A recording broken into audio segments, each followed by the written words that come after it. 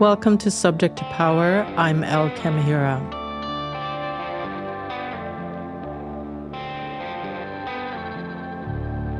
One of my main goals for starting Subject to Power was to create a platform where women from very different cultures could share and report on what is happening in their corner of the world so that the rest of us could learn from them.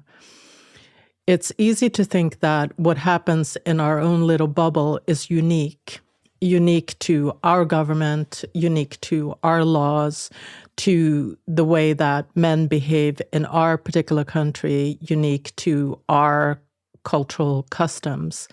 But the more you listen to women in places elsewhere, the more you understand that so many of the methods and tactics used, in particular to control women, are the same and are quite predictable.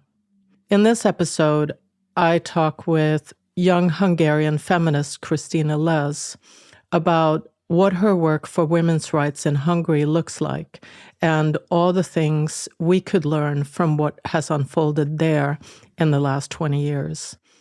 It's so important to look beyond our own bubbles, our own country's borders, to see what might be ahead for us, how democracy, basic freedoms, women's rights, equality, and whole value systems can be dismantled in a very short amount of time, and that none of it is guaranteed.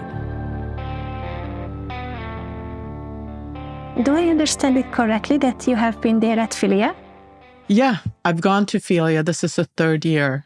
My first one was Cardiff, second one Glasgow, and now this 10th anniversary one. Was that your first time at Filia? It was my first time, yeah. What was the experience like for you? It was really, really nice and crazy because I was there as a speaker, but also as a volunteer, but also as a colleague of Filia Hague Mothers. So I've had these three hats and I was just keep changing them. So it was hectic, but it was nothing like any of my previous experiences, really. Being with so many women who understand each other and have more or less the same values. And it felt safe and friendly, and it was really special. That's great. Such an important thing for women to be able to gather politically like that. Yeah. I would love to talk about your panel, what you addressed in your panel, which was such an interesting panel. Great speakers, you and Max Dashu, who've been on this show before, Sati Patel, Sonia Soda chaired it, I think, and Lee Wen Quinn. Yeah. But we can get back to that. I wanted to, first of all, thank you for coming on Subject to Power. I think it's really important to talk to young feminists across the world because you are the next generation. And I think you have so much to share about how you became involved, and other young women in other places are looking for, like, how did you get involved? What made you want to get active within feminism and so on? So thank you for coming on and talking with me. Thank you. So you're in Budapest, you're in Hungary, you are born and raised in Hungary. Tell me a little bit about how you became, not all women are going to be interested in feminism. So what led you to the work that you're doing, and what is the work that you've been doing? Yeah, thank you for having me. I find this a really interesting question because I usually say that I think feminism found me way before I even knew this word. I remember this anger and this feeling of, oh, this is really unfair. And just observing the world around me, especially how women are treated or were treated while I was growing up within the family systems, but also just why are all my teachers female? Why is all the unpaid reproductive labor done by women? And then I really clearly remember that back in 2012, so that was my last year of high school, there was this huge news article saying that our governing party, Fidesz, which is still our governing party, banned access to medical abortion it was some silly reason saying like they want to protect women from the burden of having to take this pill, completely patronizing, not scientifically proven. It's just something that they said. And I remember reading this front page and feeling outraged. And at the time, I was in a Catholic high school. So this is a really typical story. A lot of Hungarian feminist women start their stories with this. Like I was going to a Catholic high school and I felt really alone. Like no one was as outraged as I was. And I already was really interested in social work as a profession. But I kind of realized that, okay, if I would like to work around women and with women, social work would be a really good way to do so. So I decided to study as a social worker. And during my studies, I moved away from home because I'm not from Budapest, I'm from another city. I came to Budapest, and this is where I was able to actually give words to, or names to all these feelings that I've had, or all these things that I've observed. And that was feminism and different waves of feminism. And so many wonderful female scholars wrote about the things that I felt, and I had no idea how to put them into words. So it was a wonderful few years that I was studying here. At university, this is? At university, yeah. And then I was already like, my values are really important to me, and I think I already had a good set of values. And then I did my master's in Amsterdam, the Netherlands. I studied sociology and gender studies, which was a completely new perspective. Some parts I could agree with, other parts I couldn't agree, but it really gave me an extra layer of how injustice can look like even within Europe, how the Western world and the world that I've known from home, Central and Eastern Europe, can be completely different, and one can exploit the other very easily. So all these experiences led me to the feminist and that I am today, and the values that I have today. And then, of course, I started to work. So currently, I work for a Hungarian feminist organization. It's called Patent. What does it stand for? It stands People Opposing Patriarchy. Okay. Clear. Yeah. It's a really nice, small Hungarian NGO, a feminist NGO. I've started to work with victims of domestic violence, and I was able to work with really, really good mentors who taught me a lot about being trauma-informed, being survivor-centered. So these were kind of the small things where I could pick up knowledge that I use today. The panel that you spoke at Philia, the title of it was Beyond the Backlash, or Beyond the Misogynist Backlash, I should say. And you talked a lot about kind of what the landscape is like for women in Hungary. And I found that so fascinating and interesting, and especially in light of what is happening in the US. American women are looking around and wondering where we're headed with this. And so I would love to just hear you describe what Hungary looks like from that perspective. Yeah. So in a way, I was really happy to be invited and really honored to be invited to be on that panel, because I do feel that Hungary especially is deeply underrepresented in international spaces.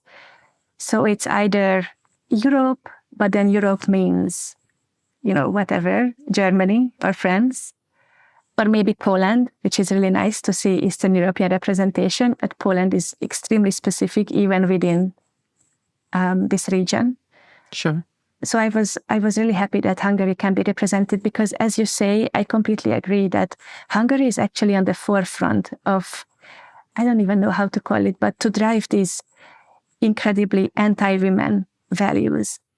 And if I look around in Slovakia, Romania, Poland, so our neighboring countries, or even Slovenia, these politicians really copy each other. Sure. So our constitution, that has been changed many, many, many times in the last few years, but the last change was last year. A few months ago, they implemented a new constitution in Slovakia as well. And it is a copy-paste version of the Hungarian constitution. So it's really, really important to look at our sisters in other countries because we know what to expect. We can share our knowledge. We can share, okay, this is what we did. This is how we advocated. This worked. This didn't. This is how we protest. How do you protest? It's really good to be prepared, and we can help each other to be prepared. And my prime minister and the US's prime minister are really similar in many ways. We have best friends. At least our prime minister likes to think so. Simpatico. Yes. So the landscape in Hungary right now is, I think one aspect that is quite difficult to understand if you are not from here is how is it to have the same government for almost 15 years? This is just a really short story, but I was just talking to someone who was born in 2000. So she's 25. And she said, ever since I have memories, ever since I'm like a thinking person, Orbán has been the prime minister. And I was like, what are you talking about? And then I did the math, and it's true. There is a whole generation of young women and young people who grew up under this regime, which is one of a kind in Europe as well, to be the prime minister of a country for so many years. It's not common that it happens. Like we have elections every 4 years, but they will keep getting re-elected and re-elected. So that's one thing. And this made it possible for them, to the party Fidesz, but to Orbán, to make any kind of laws possible. One other interesting aspect is that if they want to implement a law, that takes a few days. There is no actual opposition. They have 2/3 of the government for over 10 years. So whatever they want to do, they will do it. And I would like to give an example of the latest change that we had in our abortion decree. So abortion law is dated back to 1992. It's okay. Abortion is accessible here. I mean, I would say abortion is legal here, and it's really hard to access it, but women can still access it.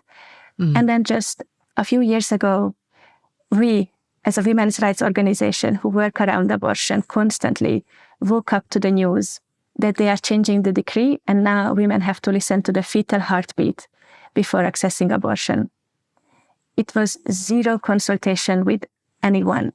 And they didn't measure if the public would support this change of the decree. They didn't ask women's rights organization. They didn't ask anyone. It just happened. It was in the news. And within 2 weeks, we already heard back from women that, yes, indeed, they are making me listen to the fetal heartbeat.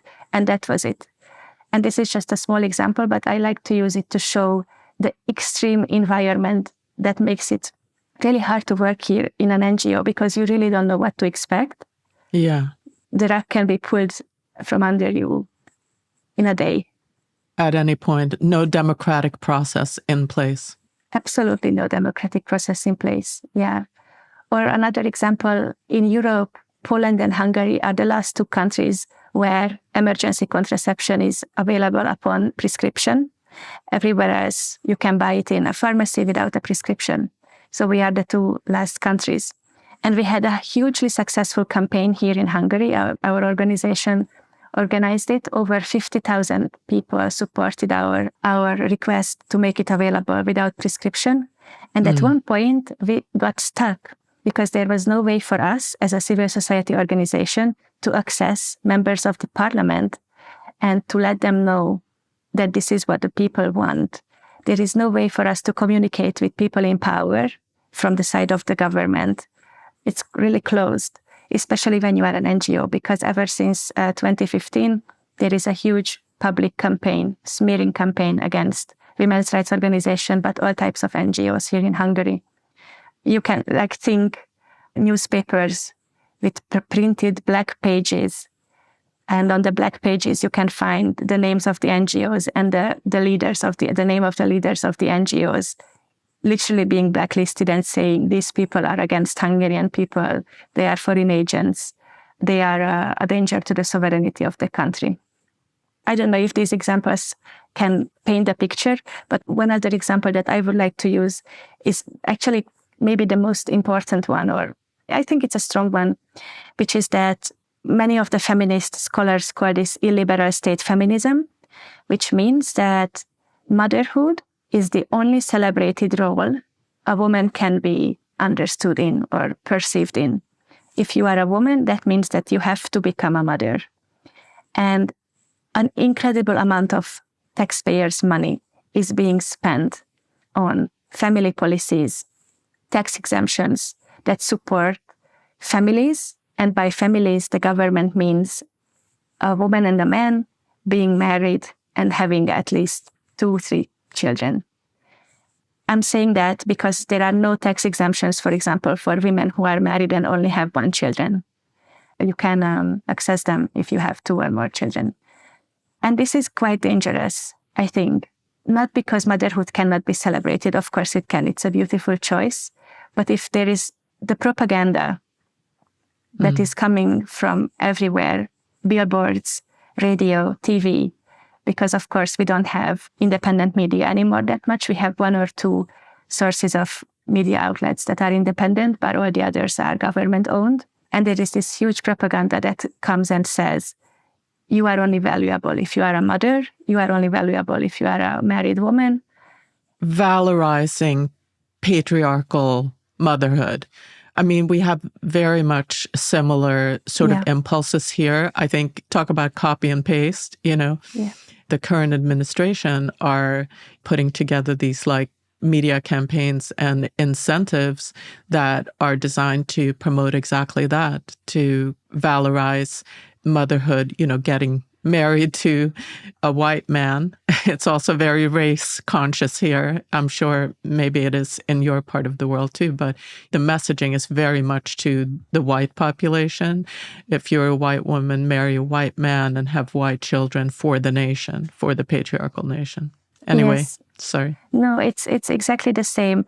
This idea of saving the nation is definitely one that, I don't know if it started here, but back in 2015, our Prime Minister Viktor Orbán openly said, I want to make a pact with Hungarian women because the future of our nation depends on them. So we have to convince them to give birth to as many children as possible. Otherwise, the Hungarian nation is in danger. And imagine, for traditional women, this is a very tempting deal in a sense, because you get so much status and so much, it really benefits your life and gives you pride, maybe pride in country, to do the things for the country, not just for your family, but you're a good patriot. Exactly. And I think this is where the trap actually lies. This is the trap that we as women have to recognize. Because if I look at the example of my country, okay, someone becomes a mother, and then what? First of all, there is really limited access to good quality health care. So you can easily get injured or even die during pregnancy and during childbirth. Obstetrics violence is rampant. The statistics are huge of the women who are victims of this type of violence. Yeah. And what can you describe what you're talking about when you say obstetric violence? Yes. From starting with not asking consent before touching someone or examining someone, just, going there, saying open your legs, and then using all types of medical instruments to examine them. So that's one point, not informing the women of, okay, this is what's going to happen. This is why I'm doing this. So not informing them, so they are not able to make informed decisions about themselves and their future children or babies. But also we have a huge number of forced cesarean sections. So even though if it wouldn't be medically required, a lot of women are forced to have cesarean sections. After that, for example, when the baby is born, even though the law states that you should be allowed to have a midwife, for example, your husband, to be there in the room or someone that you want, most of the time they tell you, okay, you can choose one person to be here with you, which is also a violation of your rights. Or they take the little babies away after being born for examination or necessary medical procedures, but then not giving them back for this really important first hour after they are born. So all types of violations of women's rights that they should be allowed to have a good experience to give birth, but then they are denied that. But that's just one example. So going back to this trap, which is that, okay, someone has a child, someone was able to get all these types of family loans that I was mentioning, really beneficial loans with really good interest rates, which means that they have to be married and they have to stay married. So what happens if someone is a victim of a domestic abuse? Because there is literally no help in that case. My colleagues here at Patent Association who are lawyers and work on, we have a legal helpline specifically for victims of domestic abuse, experience this and meet women weekly who got these really beneficial loans, either because they wanted to, because they didn't have another choice. If you ever want to buy a house here, then it's a good opportunity to get this loan, or because they were pressured into signing this loan by their partners. And now, even though the partners became violent, they cannot get divorced, because that means that you have to pay back the loan with extremely high interest rates. So if you become a victim of domestic abuse, there is no state-supported or state-funded help that works well. So there are all these aspects of family life and all these aspects of womanhood and motherhood that should be much better regulated, that should be safer, and it is not.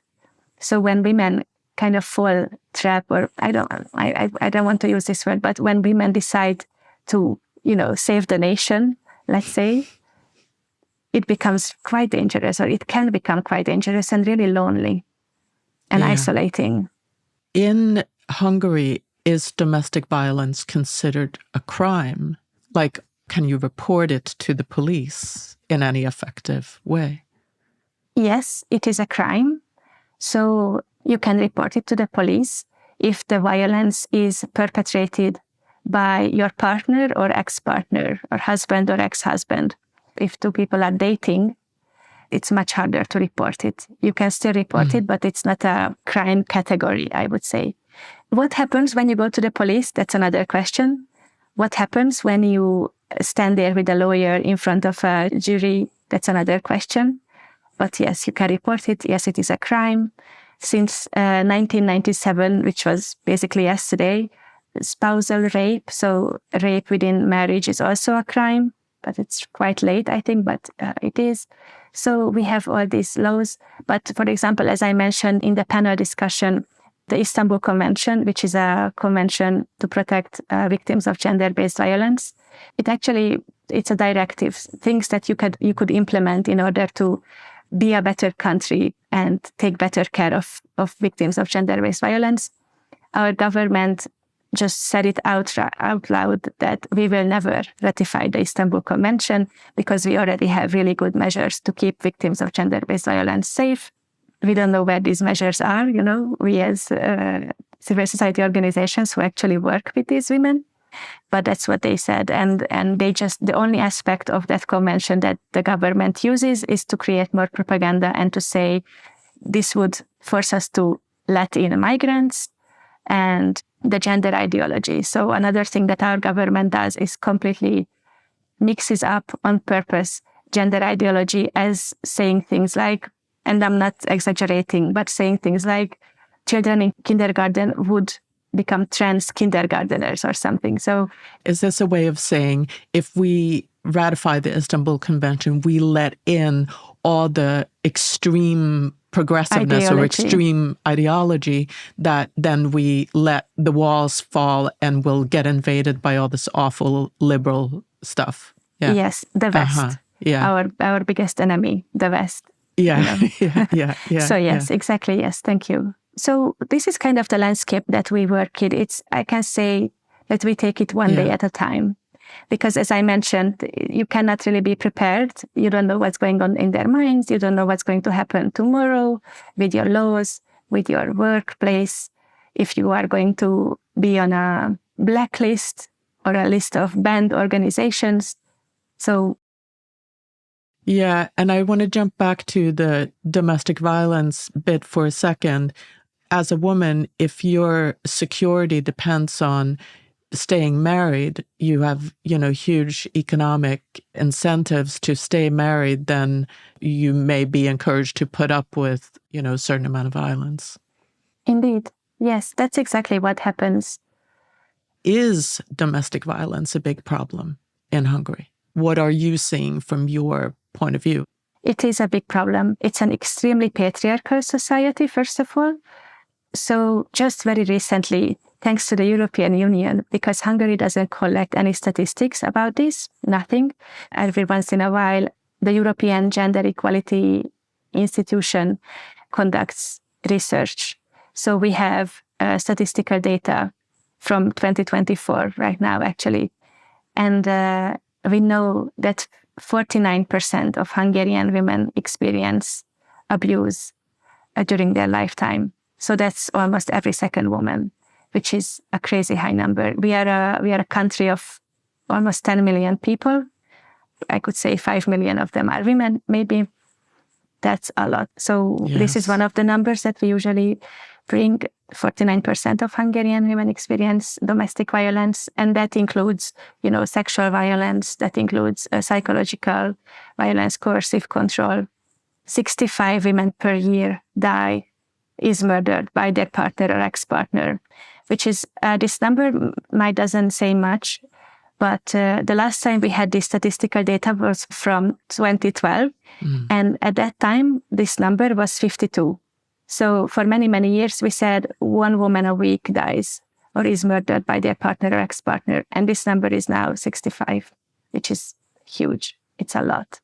Huge. But now that we're kind of getting an understanding of femicide across the world, it jives with numbers from, Sweden to the US to, there are certainly places that are worse than that and some better, but it's fairly uniform. And of course, it's a disaster for women. It is a disaster. It's literally their life depend on it. So one thing that I would like to say that might be a little bit, hopeful. I really don't like to be overly optimistic. But Please. what we observed here is actually that one of the reasons why the statistical data is so high is because now, finally, for the first time, women have words. And women can tell you that they experience domestic violence. Women can tell you that they know what coercive control is. They know that, yes, what he did to me was rape. So one of the reasons behind these really huge and increased numbers is because finally women are able to speak out about this or speak up about this, and I think that is really good, because then if we could just leave the stigma behind that patriarchy puts on us, that would be wonderful, and have these open conversations. Yes, this has happened. This has nothing to do with you. This has everything to do with the perpetrator. It was not your fault. It is his responsibility, and so on. So I think that's a tiny bit huge. Yeah. Being able to name and articulate your situation and connect with women elsewhere. Yeah. Exactly. Yes. Validation. How do you think that happened? Well, I have one answer.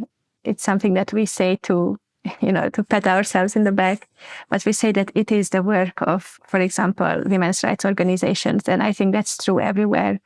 It is thanks to the internet, where you can find reliable information, and it is thanks to the tireless work of women's rights organizations in each and every country who produce endless materials, who do endless advocacy, who research, who go on the news, who can be interviewed morning, noon, and night.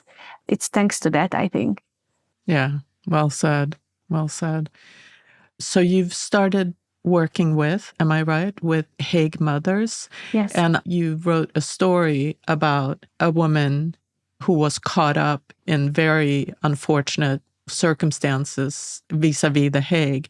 So I don't know what came first, if that story was something you experienced and wrote about, and then you came to the Hague Mothers, or did you know about Hague Mothers and then discovered the stories? Yes, so this has happened this year here in Hungary. A Japanese mother of 2 was murdered by her ex-partner.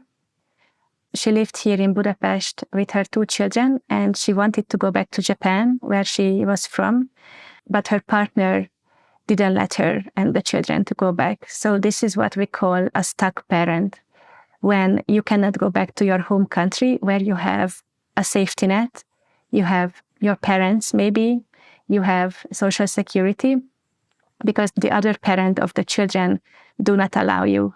And we can talk about the Hague Abduction Convention later, but this is because of the Hague Abduction Convention. This convention states that if children or the child is removed from a country without the permission of the other parent, then they will be brought back. So what happened to her is that she used to live in Hungary with her children, and her ex-partner didn't even live in Hungary anymore. He lived in the Netherlands or in Ireland, I don't even remember exactly, but he came to visit every now and then. And then the last time he came to visit, it was the beginning of this year.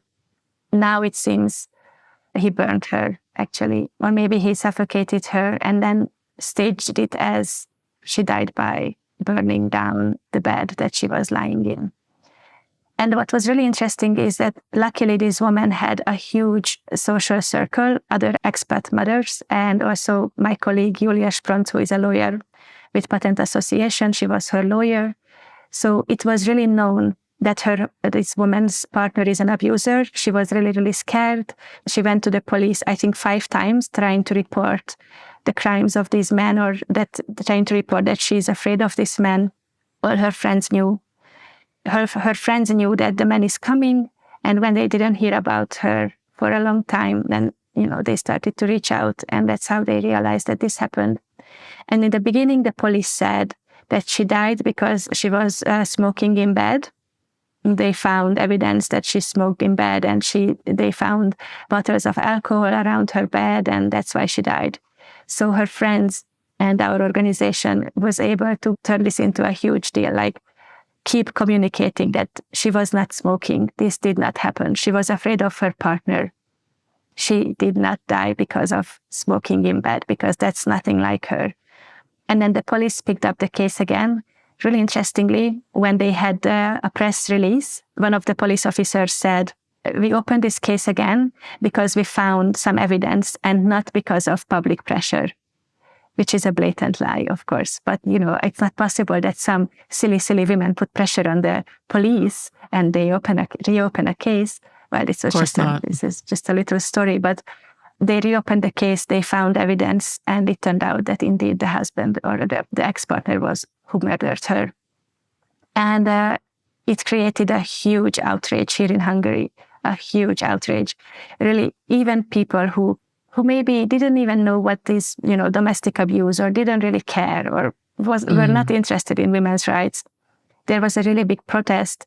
We received so many supportive letters and emails and testimonies. People were really upset, and they were shaken by this, that this can happen to someone, and that the police is doing such a bad job. So the friends of this woman, it's beautiful, but they organized like a little collective, and they are still active in Budapest. And they always say, and I think it's wonderful, that her death, like there should be a reason. There should be something good come out of her death. Coming out of it, yeah. Yeah. And indeed, it's true, because after this, Patent Association was able to build a really good connection with the police. They fired people who were responsible, not taking her seriously. Now we have a public info, like a helpline, where we can report if we hear from someone who was mistreated by the police, like victims of domestic abuse. So it's a good collaboration, and people are much more well informed about this issue. So something good came out of it. It's just a shame that this had to happen. So this is what happened to her. And now the man is in custody, waiting for the trial. And the children are orphans, essentially? Essentially, yes. The children live with the grandparents. Did you know about the work that Hague Mothers, did you know of them and that before the story happened? So I knew of the Hague Convention just a little bit, because as I mentioned, I was working with victims of domestic violence, and these two things are kind of connected, but I didn't know much. And I joined Filia Hague Mothers in January this year as an admin person. And that's when I started to learn about it in detail or more deeply. And I have to tell you, I always say this, that working with victims of violence is one layer of bad. But the Hague Abduction Convention is on another level of awfulness, of misogyny, of violence against women and their children. And I have already been working there for a few weeks when this happened with this Japanese mother. I see. So it happened when you had already joined Hague Mothers. Yes. Got it. Can you talk a little bit about that layer of awfulness? Like, what is it that takes it to another level? Yes. So essentially, The Hague was created many, many years ago in the 80s to prevent child trafficking. And the idea was that there are these men who, in order to punish their wives or to keep abusing their wives, they abduct their children.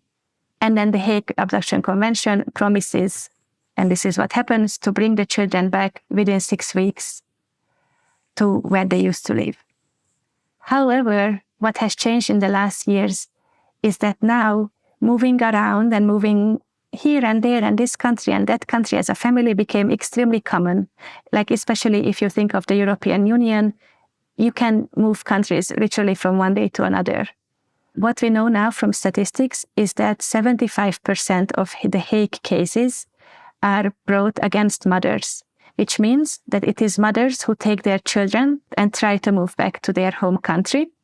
And then the father starts a Hague petition against them, and the mother and the child. And then within 6 weeks, the child is brought back.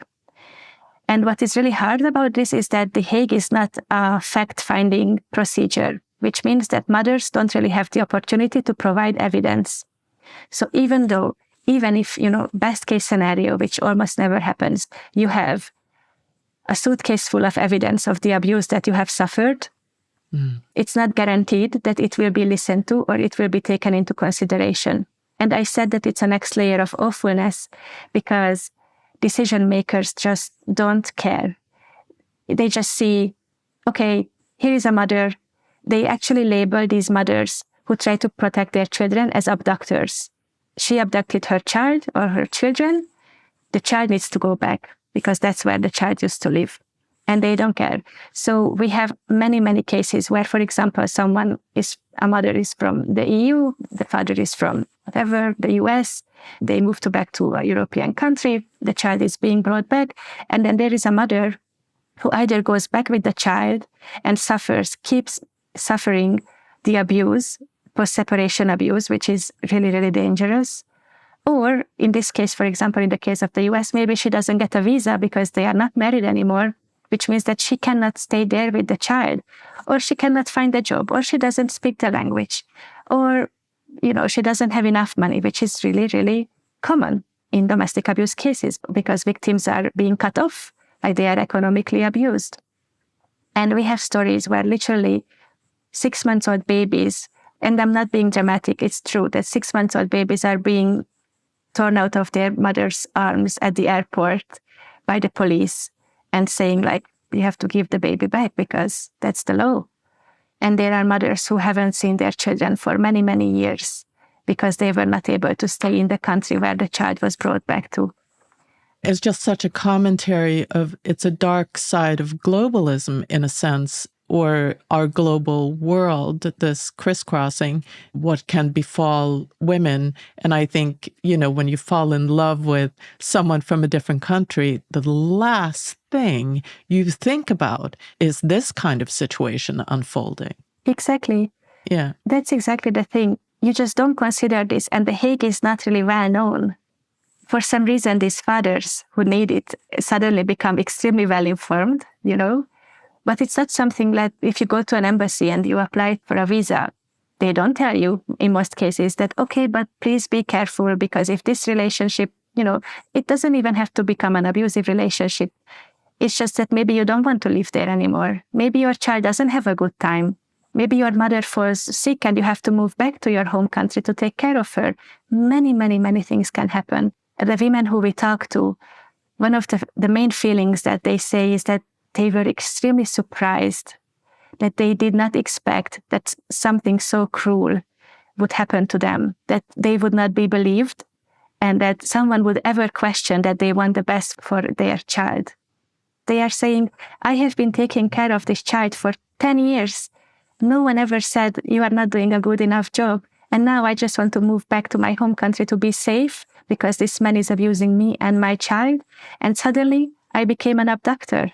A criminal. A criminal, indeed. Yeah. It should be clear to anyone that the patriarch or the man is favored, is imbued with credibility, is the one who is believed, is the one who is thought to have pure motives and innocent motives, and who gets a huge margin of trust and belief, whereas the mother is immediately treated with suspicion. This is really, really important. I think what you are saying, that how the male privilege appears in courtrooms, for example. In order to be a good mother, you have to show endless evidence. In order to be considered a good father, you have to show up and say, I want to be a good father now. Please forget the last 10 years. Please forget that I don't even know the allergies of my child. I want to be a good father now. And that's it. And that's what it takes. Yes. So can you explain a little bit, sort of from the ground up, what Hague Mothers, what Filia Hague Mothers is, what their mission is, why they came to exist, and what they are trying to do and change? Yes.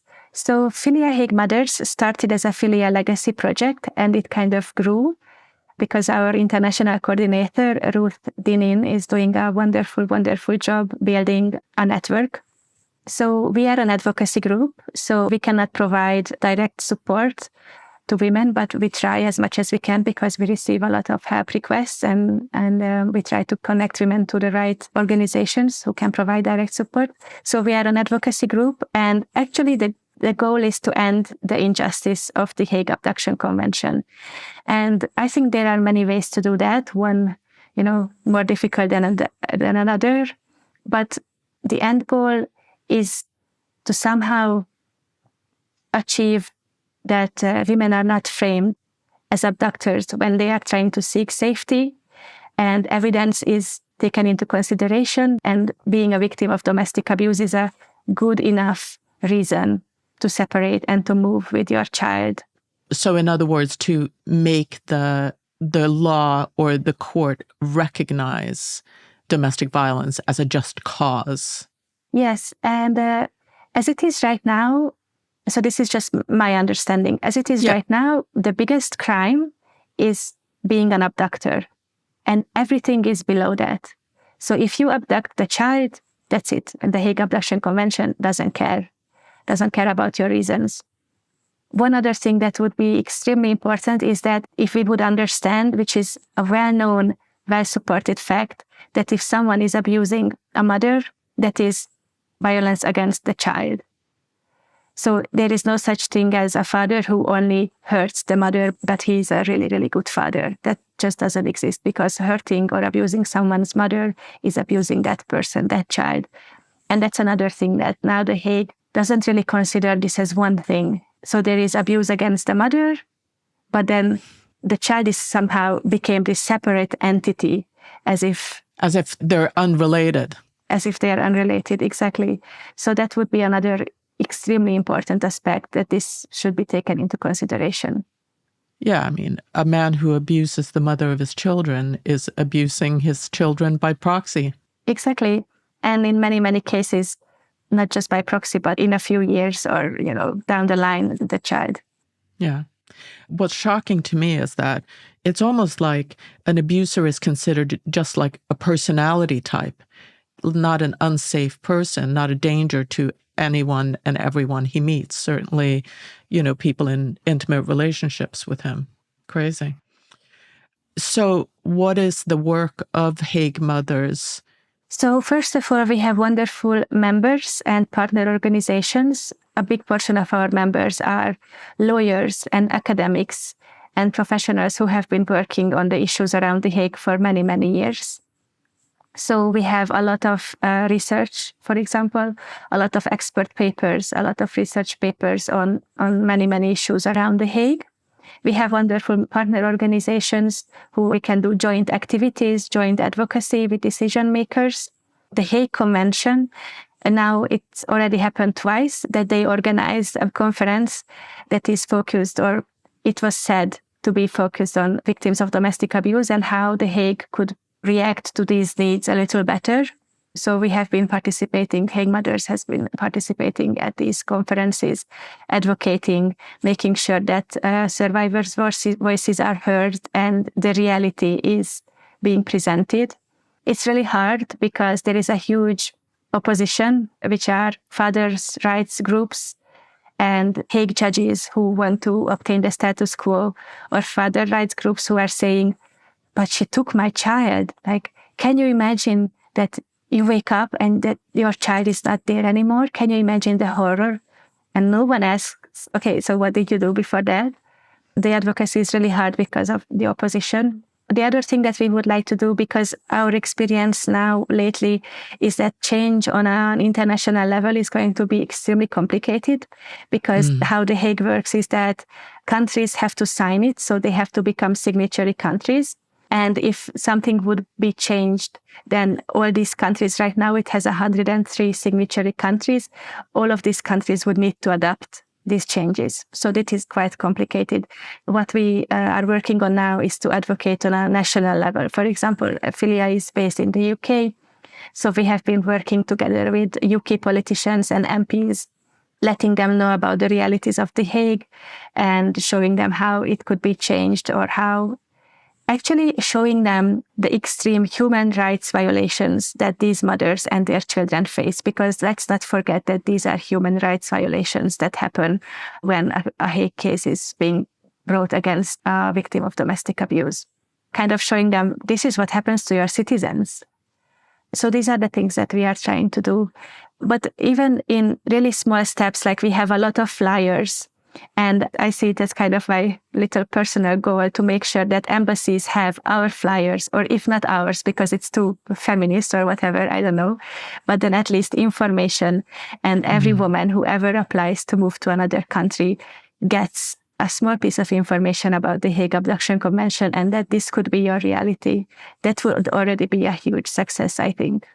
Certainly. Amazing, amazing work you're doing there. So important. And I almost want to say to young women, be careful with who you have children with, like a preventative approach where to young women everywhere, if you're thinking about starting a family or marrying across cultures, just like understand the rules that your country and his country have together. I find this so important, really. I think this is extremely important. And I started to do it a little bit in my personal life, because I have a few friends who are, for example, in marriages, and they are both coming from different countries or nationalities. And, I started to say to them, about this, but people get offended almost, like, how dare you think that my relationship is not going to be smooth sailing till the end of my life. So I said, I think it will be wonderful, and your marriage is amazing. Just please read this short paragraph and store it in your mind for the future, or tell it to your friend, I really agree with you. It would be extremely important for women to be informed. Because some governments sanction women's rights and some governments sanctions men's rights over women's rights. So, yes. Last kind of thing I wanted to talk to you about is, I think we're definitely in the middle of a backlash, like you talked about at the panel on philia, in many countries in very many ways. But we're also, I think, in the middle of a mass awakening of women, and the women of all ages, but certainly young women are sort of waking up from, a dormant state. I would love to hear what you would tell young women who are feminist curious, or even women who are not feminist curious. Like, what is, if you're talking to teenagers or young women? Yeah, I think it's a beautiful question. So first of all, I would say, get involved. Do not take your rights for granted. We are standing on the shoulders of incredible feminists, even in the US and also here in Europe. And rights can be taken away really, really quickly. So if each of us can get involved to do just a little thing, we all have different interests. Like, maybe you are interested in reproductive rights. Maybe you are interested in domestic abuse. Maybe you are interested in the glass ceiling, or Maybe you don't like beauty standards. Maybe you are critical of the porn industry. It could be anything that is related to women's lives, actually. Just do some small advocacy. And I think this is extremely important because this gives women community. And what we really need right now is communities of women getting together, sharing their experiences, sharing their stories. I think solidarity is just so valuable, and sitting with other women and talking about issues. And I think the patriarchy did a really good job pitting women against each other. There is this idea that, oh my God, if there are a lot of women working together, that's awful. Oh, I just really don't want to have a female boss because they are the worst. We have to consciously change this narrative because women can provide safety for each other and understanding and empathy and solidarity, and can take care of each other. And at the end, you can rely on women and women's emotional labor and women's reproductive labor. So we have to make sure that it's us who benefit from it. So I think these two things, like get involved and find your female community. Beautiful. You give me goosebumps. Oh. That's great. That's wonderful, beautiful words. Young women need to hear, need to be encouraged, need to be called on to engage. Yeah, that's our future. Yes, it is. Yeah. Yeah. All right. Well, thank you so much for talking with me and sharing your stories and your work and how you came to this point and everything else. Thank you. And thank you so much for being interested in it, really.